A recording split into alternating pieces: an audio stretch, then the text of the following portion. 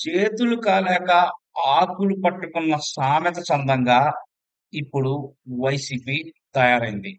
YCP నుంచి MLC Duvvada Srinivas suspension అలానే ఉందని ఇప్పుడు రాజకీయ వర్గాల్లో చర్చ కూడా నడుస్తోంది. క్రమశిక్షణ ఉల్లంఘించారనే కారణంతో ఆయన్ని పార్టీ నుంచి ఎట్టకేలకు బయటకు పంపారు.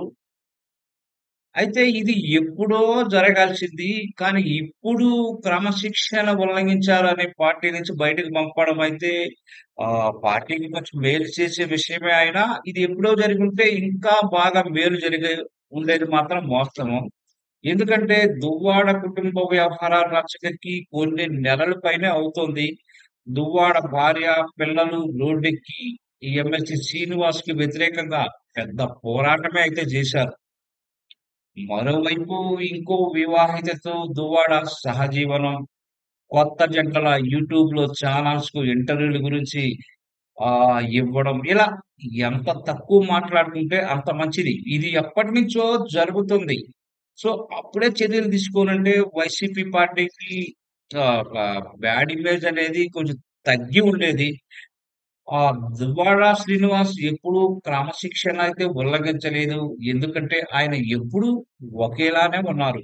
కాకపోతే దువ్వాడ తన చేష్టలతో రాజకీయంగా రోజు రోజుకి బద్నాం అవుతున్నారని వైసీపీ పెద్దలు ఇప్పుడు గ్రహించినట్లున్నారు. అందుకే ఆయనపై వేటనేది వేశారు.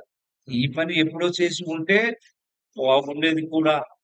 దువ్వాడ కుటుంబ వ్యవహారాలు బజారుకెక్కి రచ్చ రచ్చ అవుతున్నప్పుడు వైసీపీ క్రమశిక్షణ పార్టీ వైసీపీ క్రమశిక్షణ కమిటీ ఏం చేసింది?